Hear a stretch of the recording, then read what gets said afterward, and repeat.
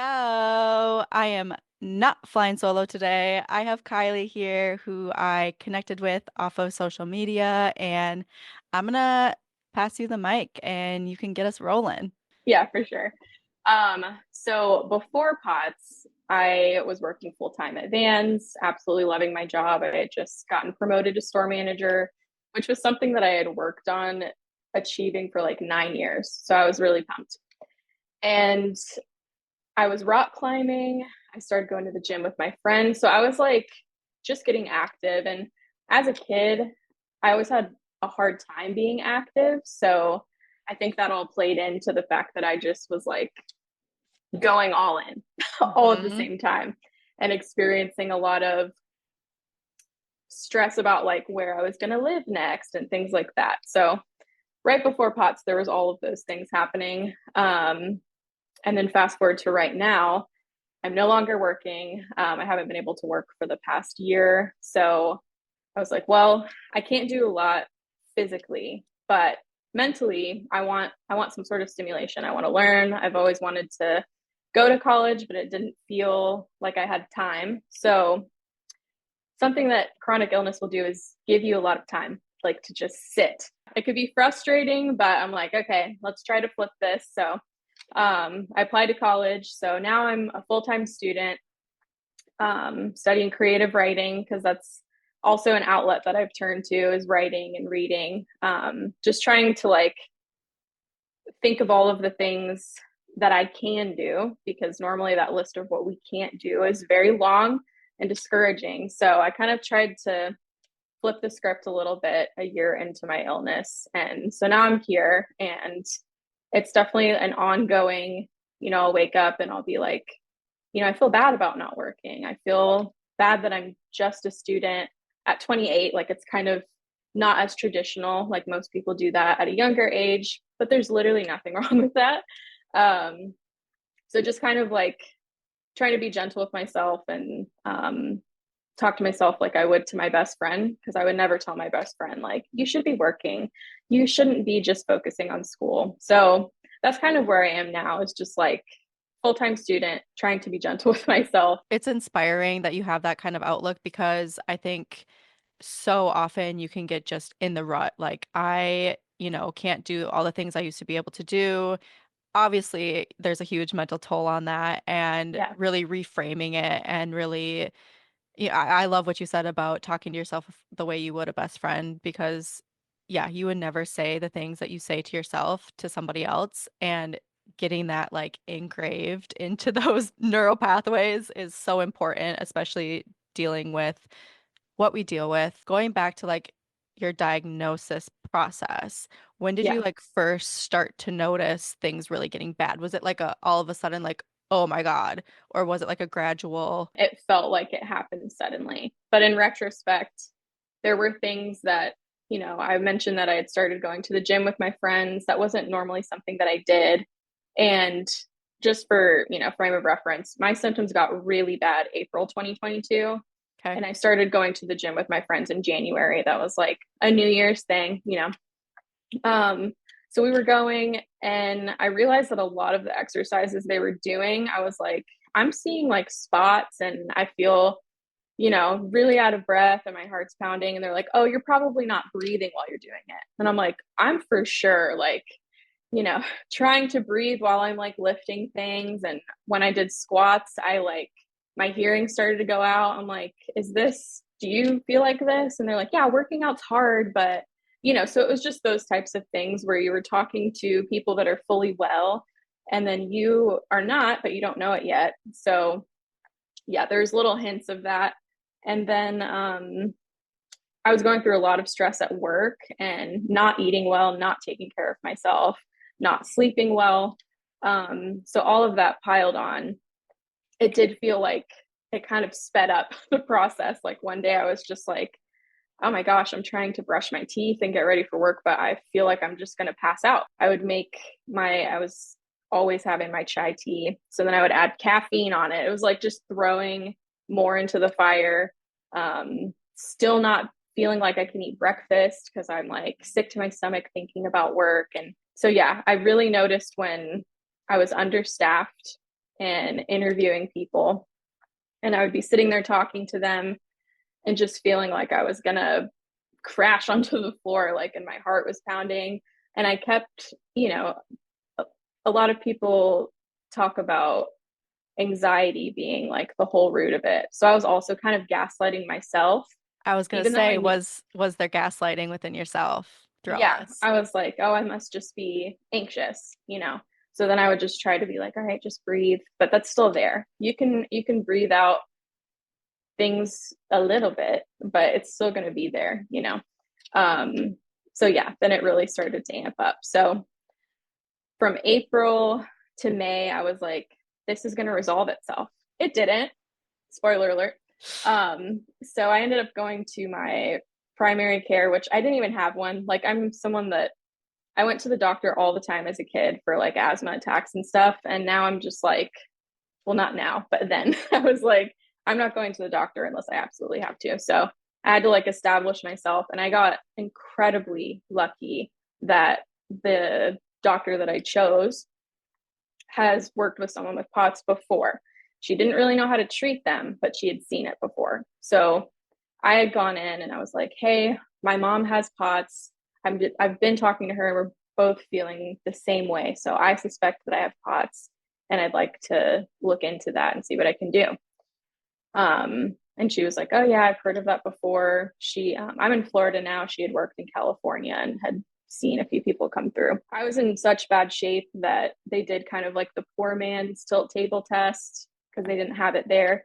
So just from, doing the laying down, sitting up, standing up, my heart rate was crazy because it was just at the worst at that point. So she was like, okay, you're like way above the criteria. Like, this is probably what it is. I'm going to refer you to a cardiologist. So I was like, okay. And for some reason, through that process, I had it in my mind that like once they named it, it wouldn't be my problem anymore, that like it would just be fixed. So then I was like chasing this diagnosis and I was like, cool, once this happens, then we'll like do X, Y, and Z and I'll be good and I can go back to my life. It was just a lot of denial and, Hmm. that. So then I got to the cardiologist and he's also really awesome.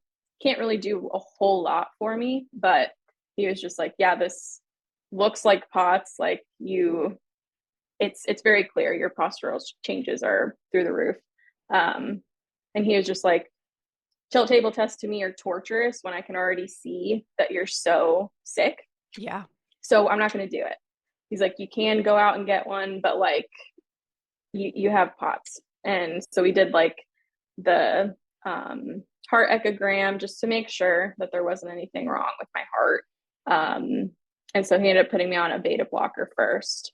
Okay. And that in itself, it's very nerve wracking to already be feeling like garbage, to then trying a medication where you're like, okay, I could have side effects that are exactly like the garbage that I'm experiencing. Yep.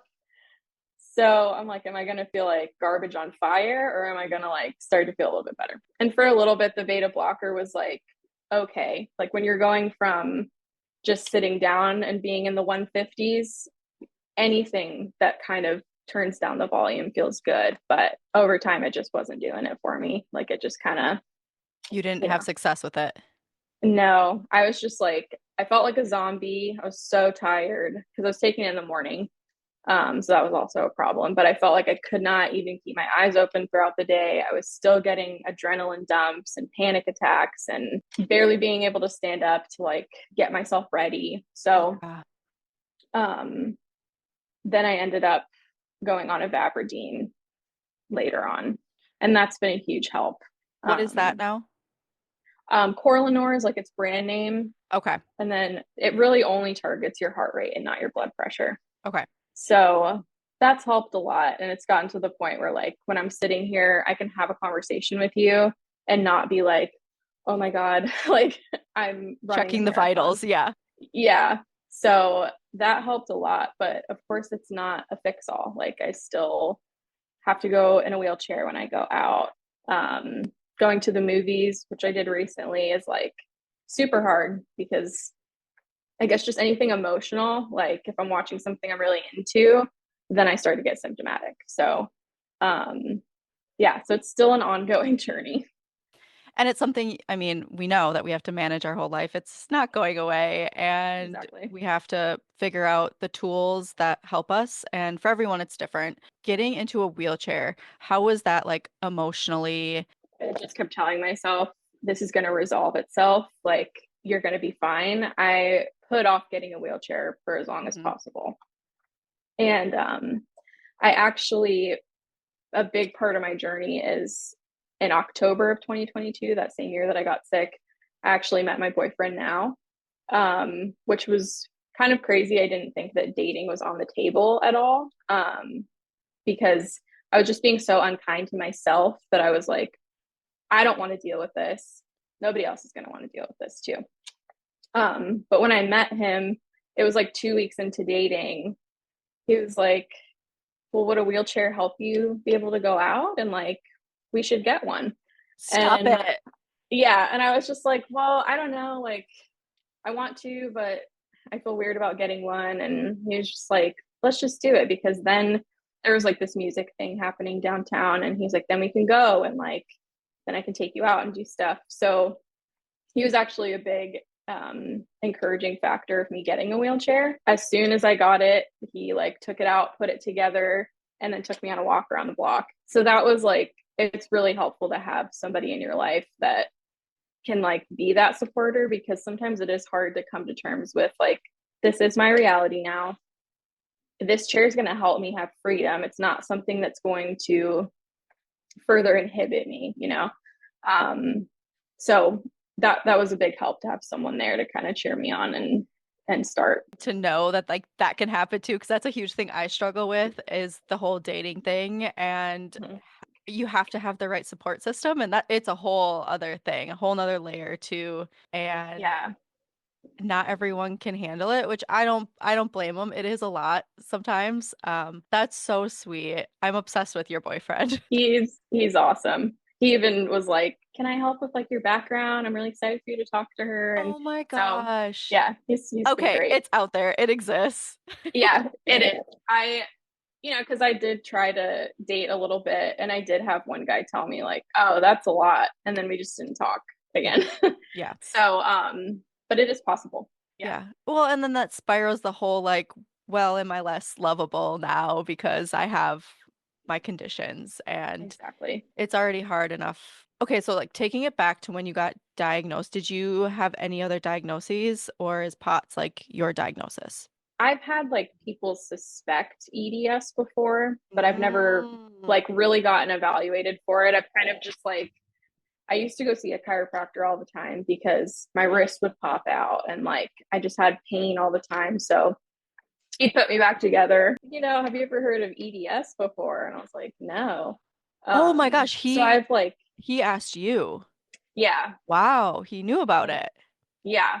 And he was just like, oh, well, you could look into this. Like, this could be like problems could come later on. And like, dun, dun, dun, POTS. So that might have been the problem that came later on. But I still haven't really found somebody that is familiar enough with EDS to like really, I don't know, like that chiropractor that I saw had just like read about it and but didn't really know how to go further than that. Treat it. Yeah, Um, that's yeah, kind of what we are running into here. Luckily, yeah, more people are becoming aware of it, and it's becoming more of like a, okay, what do we do about this rather than yeah. just, oh, you're fucked. Since I was a kid, I would have those like party tricks of now I feel like I've stiffened up a lot like Yeah, recently. Just I don't move a done the lot to be opposite. honest. Yeah, but a few years ago, I would be able to like pop my shoulder back and lick my elbow. Like as a kid, that was like, Uh-huh. every 10-year-old was like, whoa. But, you know, the elbow's hyperextending, knees hyperextending. But I don't have the stretchy skin. So I really don't know where I fall in that or if it's a spectrum. But The spectrum is pretty big, and there's 13 different types, and yeah, you can have EDS, or you can just have like hypermobility. It kind of just depends on your evaluation, but it's very interesting because that then gives you a lot more answers as to the way you're feeling. And that's been my journey the past year or two of figuring that out. And then the pots, you know, that's Yeah. very much so. They tango together. They like to dance together. So, Yeah. do you have any like endometriosis symptoms or anything like that? Or are you all good in that? I've been wondering, especially like this past year, if I do, because my mom did. Okay. And so yeah, that's just been something that's kind of a question mark, but I think it is just a common theme for me, which I've had to like come to terms with, that I'm always gonna make everything seem downplayed that I'm experiencing. I'm like, oh, it can't be that bad. So I really need to like sit with myself and be like, if this is a problem, go check it out, you know? So that's something that I've committed myself to this year, is like actually looking into it. Something that I've learned when talking to a lot of different people with chronic illness is we gaslight the hell out of ourselves. Like we do Yeah. not think anything is wrong, and that just like goes to show like we are not exaggerating. Like when we get to a point where we really feel bad, like we do something about it. Yeah. That makes it extra frustrating too when, there's this narrative of, oh, you're making it up to get some Hmm. sort of attention. It's like, this is not the attention that I would want.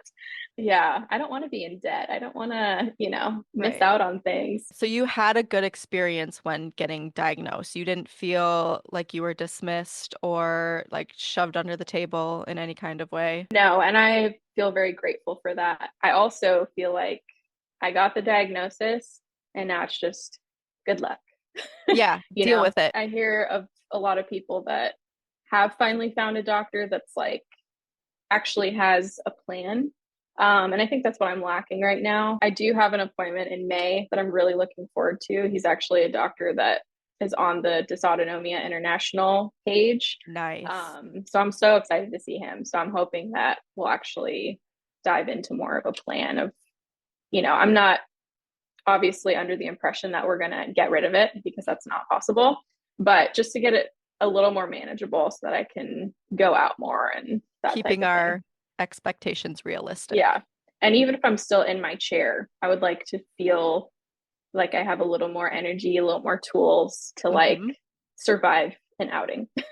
What do So you do as far as symptom treatment right now other than the medication? riding my recumbent bike every once in a while, but that's even not super, consistent. It's a fine Um, line. Like you can't do too much or you're just flared.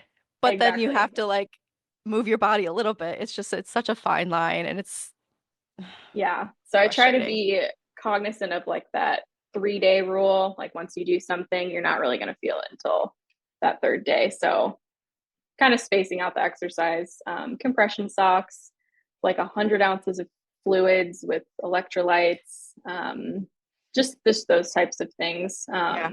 that I think we've all been told that kind of help. Help. It's hard. No, electrolytes have been my lifeline. I feel like that really Yeah. actually has helped me. And I never went on medication. I was prescribed it. I was told to take it. I just, again, with side effects of the medication, I didn't want to like risk it. I just felt like there was going to be some. So I was like, I can handle it. I can do it without the medication. And so far it's been okay. Like I don't feel like Yeah. I've been super flared the past couple months. And so we know that that's probably not going to be continual. Like there's going to be a flare at some point and we're going to Yeah. deal with it then. But yeah, having the tools to manage. And I hope that that doctor gives you more answers and ways to help and then spread it on to the rest of us. Yeah, yeah, for sure. Like as soon as I find out anything, I'll just, you know, tell everybody. And that's the importance of it, like having the Yeah. community and other experiences and what helped you and what didn't help you. Like it really does matter and the voices do matter. And I love your content and I love that you're talking about your experiences because I think it's so important. Yeah, I feel like that's a big part that helped me. Like I was lucky enough to have my mom that we shared the same experiences. Funny enough, one of my best friends in high school also has POTS and EDS, and she was Mm. diagnosed like 7 years ago. So there was one point in time I remember we were like going up a bunch of stairs and like doing stuff, and we were both like, oh, I feel like I'm gonna pass out. Do you feel like you're gonna pass out? And she's like, yeah. And we're like, oh, I guess that's normal. Like when you go upstairs, you just feel like you're gonna pass out. Right. So I went through a lot of my life, like just kind of checking in with my mom and my friend, and we were all like, yeah, like we all feel like that. So we all thought it was normal for a very long time until we Yep. kind of like, settled into, my friend moved out of state, we met other people, and then those people are like, no, that's Nah, insane. girl. Yeah. You need help. So yeah, so it was funny to kind of be in a circle of people that were already experiencing that, but it was a big question mark as to what it was. We just thought it was normal for a long time. Um, but yeah, being able to lean on them and also just finding people online has been huge so that, you don't feel so isolated. And there are times where I'm like, am I exaggerating? Like, could I just go ahead and go to the store and I would be fine? But of course, no. And it's nice to have those people that get it. And Totally. that's kind of toned down the gaslighting in myself a lot, like being able to be like, okay, this isn't an Support. exaggeration. A lot of people are experiencing it. I need to stop being so mean to myself, huge. Oh, the inner critic. It's been Mm-hmm. my biggest battle too within all of this because the acceptance of it, it's not that like I'm not okay with having what I have. Like Mm-hmm. that that's just what it is. It's like Yeah. the acceptance of like other people's judgment and opinions on it too. Like that's been a huge hurdle, to Yeah, say the least. for sure. And I feel like when I was working, it was turned up a lot. Mostly because of customers like that would come in and feel like because I was an employee, they were entitled to also answers about myself. So when I had first started using my wheelchair at work, it was a lot. Like I was already Oh, coming to terms with using it, but then, regulars, I live in like a relatively small town. So there's a lot of the same people coming in and they're just like, what's wrong with you? Like, what oh, are happened to you you? broken? Yeah, like people would ask, are you broken? Like, what's wrong with you? All of this, like, where I was asking those same questions to myself at that time, and then hearing it out loud is like, it hits different, you know? So that was really tough. And so I think as much as not working is hard, um, it's actually been really great to like shut those Dial it down. questions and all of that down and like just be able to sit with myself in the circle that gets it.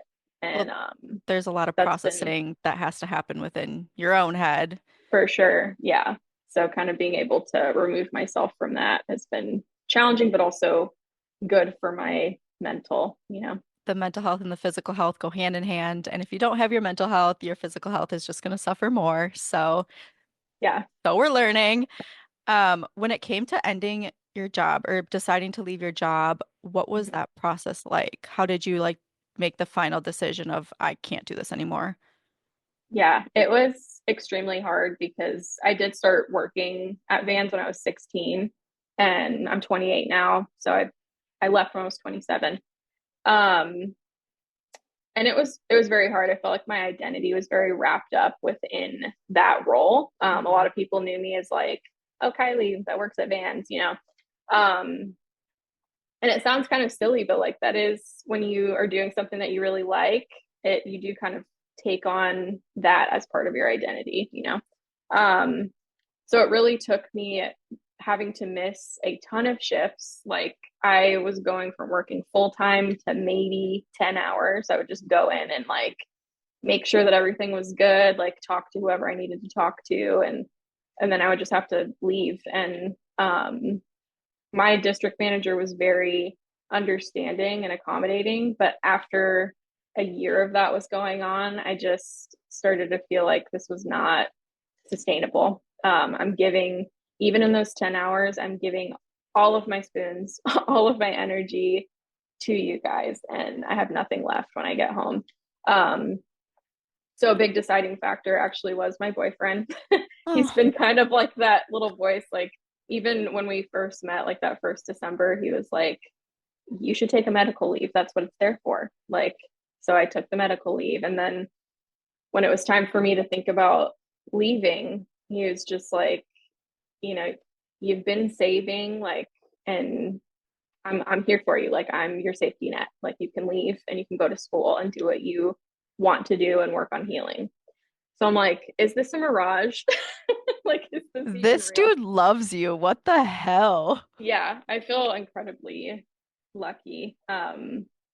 So yeah, just having him tell me that, and it was really hard because before him and I met, I was very independent.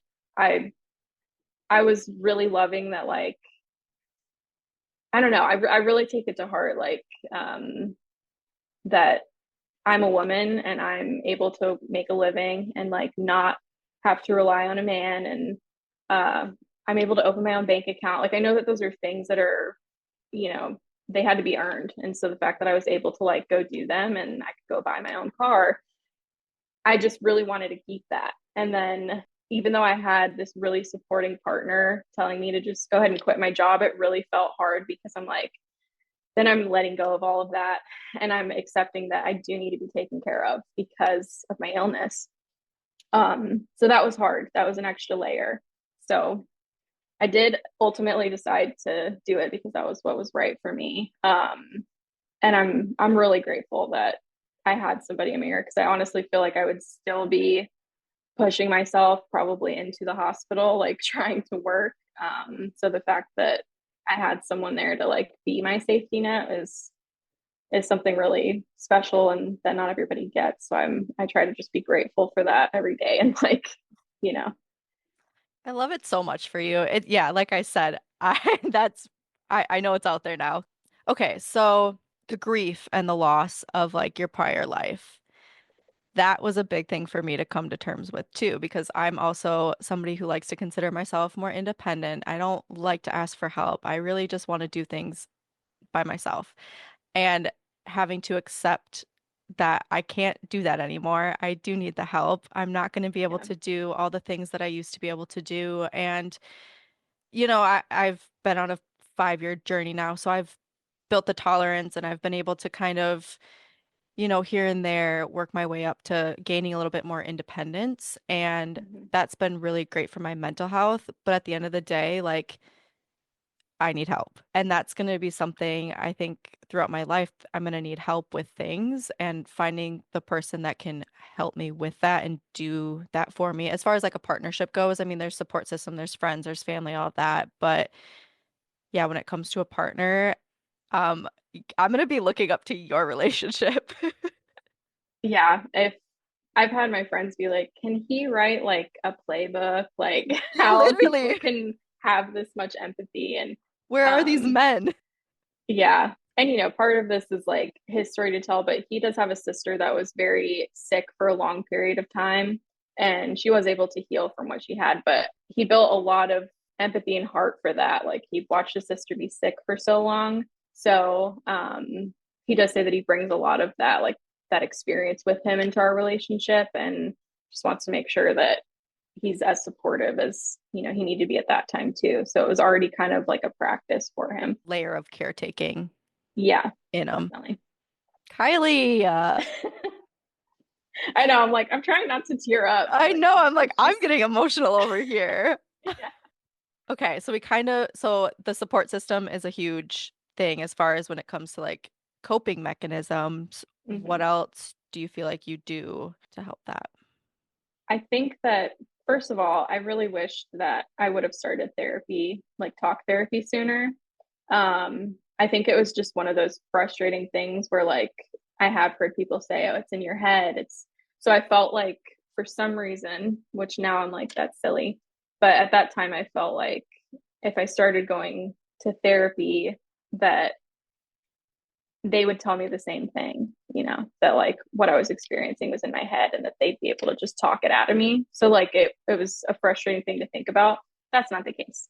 So like I started talk therapy at the end of this last year. It's been great. Like I feel like if I would have started that sooner, maybe I wouldn't have been such a bully to myself, So Mm. I definitely think talk therapy is one of those things that I'm glad I have in my pocket now. And then I really dove into reading. I feel like you can live so many lives just by reading because you're diving into those worlds and those characters. So in those times where I was frustrated that I couldn't go out and go on a hike or, do any of those outdoorsy things, I picked up a book where the character was doing that. And I think that that did kind of help because it kind of satisfied that adventurous part of me. And yeah, just being able to write out my feelings too, like journaling. If I feel like I don't want to unload on somebody because I've already been talking about it, just like putting it on paper and looking at it. Something that I kind of was visualizing is like when you have a duffel bag that's just packed with stuff and you're trying to find one specific thing, you can keep like searching through it while everything's inside, but usually you end up finding it when you just dump it out and then you can see everything and you're like, oh, there it is, you know? So then being able to just like dump everything on paper is like, okay, now I see it and I can name what I'm feeling and recognize it and then work through it. But it's really hard to work through it when it's just all shoved in a duffel bag and you don't even know what's Totally. what.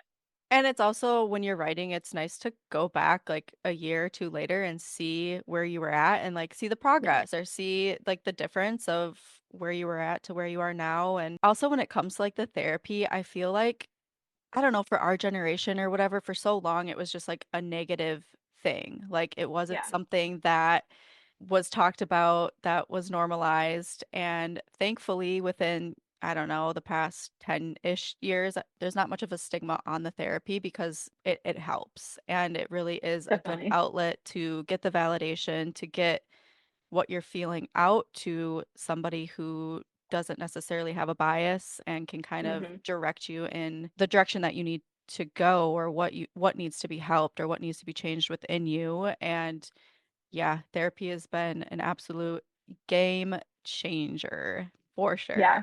And I think anybody that is dealing with some kind of chronic illness or something that is long term not curable, you just have to manage with your life, definitely would benefit from talk therapy.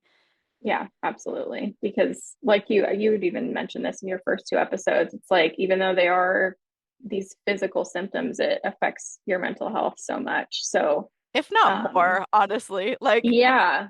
So like even though, talk therapy isn't gonna make you not have POTS anymore or not have the condition that you have, it'll help kind of clear away some of the noise that you experience with having to deal with your whole life being turned upside down. So, Mhm. yeah, it's definitely helpful. I think one of the big things for me is I always struggled with my body and my body confidence and having positivity around my body and who I am. And adding the chronic illness sure did not help. And Yeah. starting therapy, I was really able to kind of peel back those layers and understand like where it kind of originated from. And Hmm. then having to dive through the chronic illness part of it, it was like, okay, you have to love your body or else you're just going to be at war with it all the time. And I think that Yeah.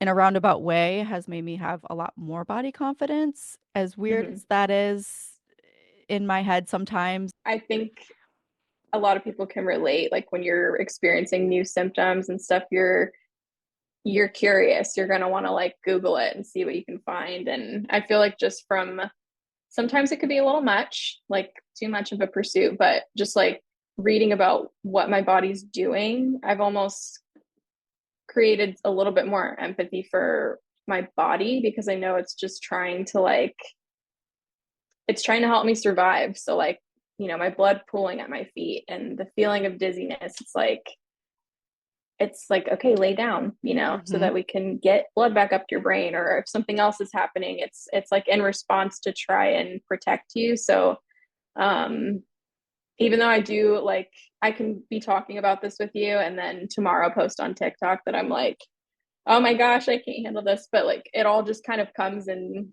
goes.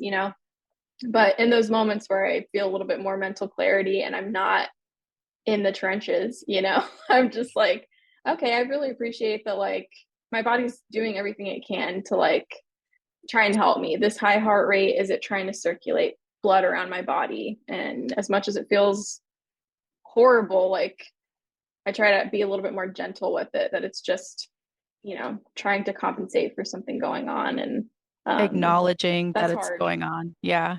And just sitting Yeah. with it, being like, okay, this is gonna pass. It's just we gotta get through it. Yeah. Yeah. Definitely.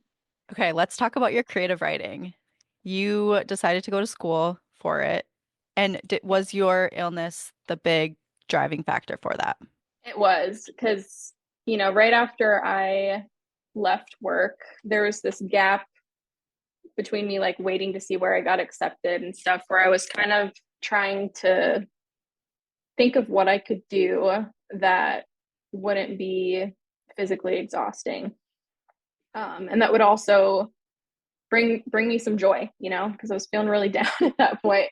So I was kind of, sitting with myself and like, oh, what did I enjoy when I was a kid? Like I really loved writing stories and I liked reading. And even though sometimes we grow up and we change from who we were as a kid, a lot of it really stays the same. So I chose creative writing so that I could kind of tap back into that and, use my brain for creativity instead of just diving into rabbit holes trying to figure out what's going on with my body. So it kind of redirected that in a more creative way. And then it got me excited about the prospect of someday writing books that have characters with dynamic disabilities and kind of even if I'm not on the bestseller list, like even just having a few people read it and be able to identify with it is exciting to me. So I'm hoping that the future has that. I never read a book that had a dynamic disability, so I think getting more of Yeah. that out is going to be huge. Yeah. So I'm really excited about that. Like, because I never have either. I think the closest that I've gotten to is, books with people with OCD or anxiety, which is like important to talk about as well. But I think it could, I think it could expand a bit, and I think there's room for a lot more representation of on people that are dealing with chronic illness. on the physical side. Yeah, because there's like there's a lot Yeah, of mental, but when it comes to the physical and the yeah, invisible illnesses and things that are dynamic, yeah, I don't read hmm about them. I don't hear about them, and that's inspiring. I think I've said that word like like a lot of times, but you are inspiring, and I love Thank you. hearing your story. Thank you. And so are you. I think this is really awesome that you're starting this space because community is so important, especially when you're going through anything, but especially when you're going through something that doesn't have a lot of answers or like a one size fit all thing. I think it's really cool to have a space where people can talk to each other and Thank yeah, you. It's been very validating. I feel like we've shared a lot of things when it comes to like the mental side too. It's like, okay, I'm not the only one that has experienced this. And I think that there's so many people that feel the same way and getting that yeah, out there, not only like the validation of the physical side, absolutely the mental side. Yeah, because it gets really dark and scary. it does. Yeah, it does. Even just this past October, I was like, oh, I've been dealing with this for about 2 years. And it's like, oh, I've been dealing with this for 2 years. And then it starts to be like, I'm still in the same spot, sort of. And then those thoughts can start coming. So um, I think just taking even that step to being like, all right, I want to find a therapist. That's There's a lot of strength and softness. So when you feel like vulnerable, there is a lot of strength in just being like, I I need a hand to get out of here Mhm. because yeah, it's dark. Someone turn the lights on quick. Please Yeah. flip that switch.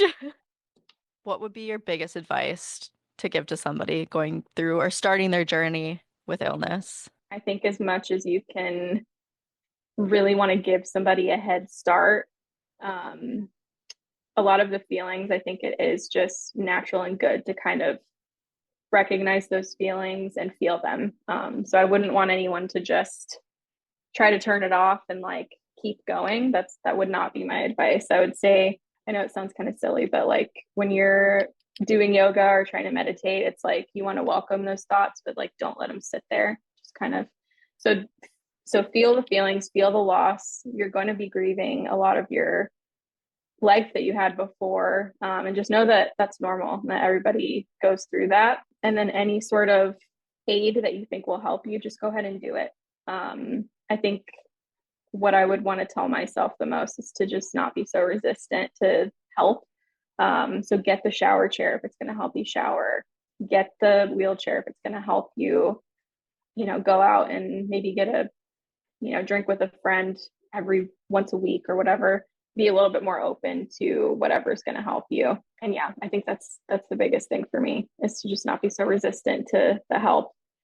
And also the people that are there and love you are going to want to help you. no matter what. Because you can sometimes feel guilty if you have someone that's helping you so much. I just try to think, like, goes back to the best friend thing. If my best friend was so sick that she couldn't shower, I'd be in there helping her shower. Like, Damn right. I wouldn't feel any sort of like, oh my gosh, this is too much. I'd be right in there washing her hair, and I would be cooking her food, and I would be doing anything that I could. So just welcoming those people that love you, that are trying to help you, and not carrying so much guilt about that. Yeah, the burdens do be burdening sometimes. Yeah. And yeah, I think if there are the people that do feel like it's too much, then those just aren't your people. But for the people that keep showing up, just let them. They want to do it. Um, yeah, that can be Es- hard to accept, but Especially for independent girlies. yeah, because yeah, I've been there, and it is hard, but it's a lot easier once you finally kind of let your guard down a little bit and be like, okay, I actually do need help brushing my hair because I can't lift my arms right now. Like, Yep. whatever it is. Are there some days Yeah, where you feel like you can shower, go out to the store, sit here and talk, and then days where like you just have nothing in you? absolutely. There's some days where like I have makeup wipes and like a little kit for not showering for a reason. Because some days I'm like, I feel like if I step in that shower, I will pass away. So Hmm. there's some days where I just cannot, and I have to wait till the next day. And then Right. there's some days where I feel like I can take a shower and dry my hair and stuff. And there's some days where I'm sitting there with wet hair and I'm like, yep, that hair dryer is gonna kill me. So I don't. um, so yeah, it really varies. And that can be kind of tricky too with learning how to pace yourself. I'm still figuring that out. And I think since it Mhm. does change every day, I think I'm going to say I'm figuring it out for years. But so even on that note too, if you just have some frozen meals, that's fine. Like, you don't need to feel like you need to cook a full meal, because sometimes you can't. You want to Oh my kind God. of conserve your energy for other things. Like, if you can save your energy with cooking, but you'll be able to, you know, talk with your family and like be able to have a little bit more energy to sit and talk to them, then like that's a great trade. Just like kind of learning where to put your energy is also another piece. And that's on dynamic disability, baby. Yeah, yeah. Anything you wish people knew more about POTS that, I mean, POTS is becoming a little bit more common. I'm seeing a lot more people with this diagnosis. Is there anything you wish people knew more about? I think the one thing is that everyone with POTS is a little bit different because there are those subtypes. So just because your friend that has POTS doesn't pass out, but you've heard other people do, it doesn't mean that they don't have POTS or that their case isn't as serious or anything like that. I think just that POTS looks different on so many people. So to try to keep an open mind and not discredit one person's POTS diagnosis and validate another's. You said it. Yeah. Where can we find you? Where can we support you? For as long as TikTok is up, Oh, you can find fingers me on crossed. Come TikTok. on now. Yeah. Um, I think my name is just Kylee Nix on there, Nix. Or if you want to follow me on Instagram, I post on there sometimes too, Kylee_Nixon. Thank you for taking the But brain power to talk to me. I know every little sentence that comes out is taking energy, and this is definitely taking a spoon or two or three away. So I really appreciate you yeah, being here and sharing your experiences and telling your story. I I love talking to you, and I'm really happy that we connected, and you're so sweet. You have such a light and you're so bright, and I think you're gonna share a lot of insight and experiences for other people and to help other people. thank you so much. I'm really happy that we met too. I was like I so know. excited when you messaged me. I'm like, oh my Ah. gosh. All right, that'll wrap it up for this episode. Thanks for listening in. As always, follow, rate, subscribe. Head over to my TikTok, Instagram, YouTube, Sick I Swear Pod, as well as my website, sickiswearpod.com. And I can't thank Kylee enough for coming on here, being vulnerable, sharing her story, and go follow her along on her TikTok, Kylee Nix, as well as her Instagram, Kylee_Nixon. I will put that in the episode description so it's like spelt out. You can easily find that. Yeah, We will chat later. See you next time.